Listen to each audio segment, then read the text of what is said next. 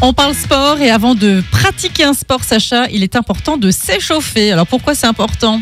Alors déjà parce que l'échauffement va préparer le corps à l'effort et à l'activité que tu feras plus tard. Donc ça permettra d'augmenter la température corporelle et musculaire, de préparer aussi tes articulations, tes tendons, et puis de favoriser bien sûr les échanges gazeux et puis forcément d'éviter un peu les blessures. Parce que c'est quand même difficile de performer sans un bon échauffement adapté. Alors, combien de temps on sait qu'il faut s'échauffer ? Au bout de combien de temps je sais que ça y est, maintenant mon corps est chaud ? Alors, en général, tu commences à transpirer déjà grosses gouttelettes, mais ça va dépendre un petit peu du type d'activité que tu fais, de la durée de l'activité, mais aussi des conditions météo et puis des besoins personnels. En général, ça varie entre 8 et 20 minutes. Donc, je vais donner des exemples pour un cours collectif, 45 minutes cours collectif de 45 minutes, 8 minutes, ça peut suffire. Si tu vas courir 1 heure, un quart d'heure, ça suffit largement. Et en général, les premiers kilomètres servent à l'échauffement. Tu commences progressivement. Si tu fais de la musculation, par exemple, tu fais une séance d'1 heure et demie de muscu, tu vas prendre 20 minutes maximum d'échauffement. Au-delà de 30 minutes, je dirais que la performance, elle peut être altérée, sauf dans les conditions extrêmes. Si maintenant il fait vraiment très très froid dehors, tu peux t'échauffer plus longtemps. Mais alors là, le conseil que moi je donne, c'est de s'échauffer déjà à l'intérieur et de s'échauffer encore un petit peu à l'extérieur dans la continuité et puis après de faire son effort. Alors là, on sait à peu près combien de temps, mais à quel niveau d'intensité ? C'est-à-dire, est-ce que je donne 50% de ma capacité ou plus ? Alors, toujours dans un niveau moindre, forcément que l'intensité de travail ou de compétition. Alors en général, c'est entre 60 et 90 et de manière croissante.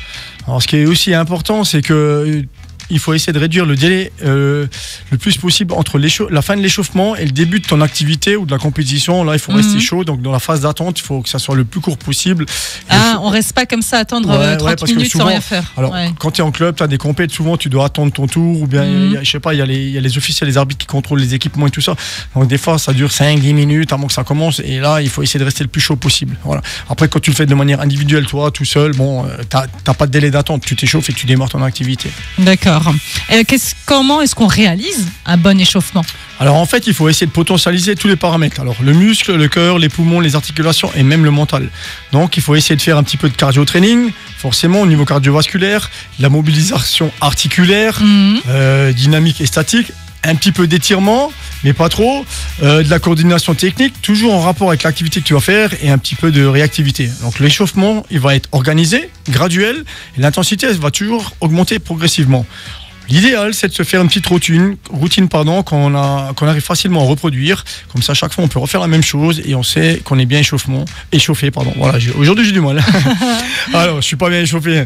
Alors, souvent, l'échauffement, il est accéléré et incomplet. Tu vois, c'est ça le problème. Et donc, le risque de blessure ou de contre-performance, il en sera que plus grand, forcément.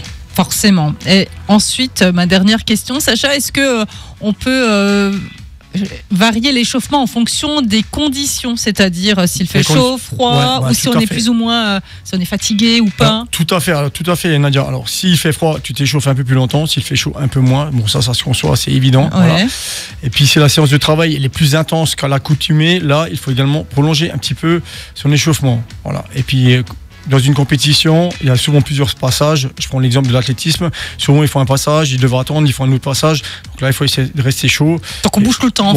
C'est un petit peu comme le délai d'attente entre la fin de l'échauffement et le début de l'activité. C'est pareil. Il faut essayer de rester chaud tout le temps. Ça, c'est sûr. Et puis, si un jour tu es fatigué, je dirais que c'est pas sur l'échauffement que tu vas renier, mais plutôt sur ta séance de travail. L'échauffement, tu le maintiens pareil, mais par contre, ta séance, toujours peut-être tu vas garder l'écourter. cet échauffement. Et comme tu l'as dit, essayer de faire une routine où à chaque entraînement, on a cet échauffement. On peut mettre un peu de variété, mais grosso modo, elle va rester sensiblement la même pour que ce soit plus facile à reproduire. Donc on sait que quand on a fini, on est chaud, on est prêt à faire le sport. Ok, super, Sacha.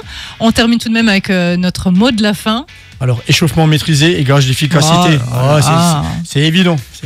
Sacha, sportif et poète. Voilà, je sais pas. Rimeur en tout cas.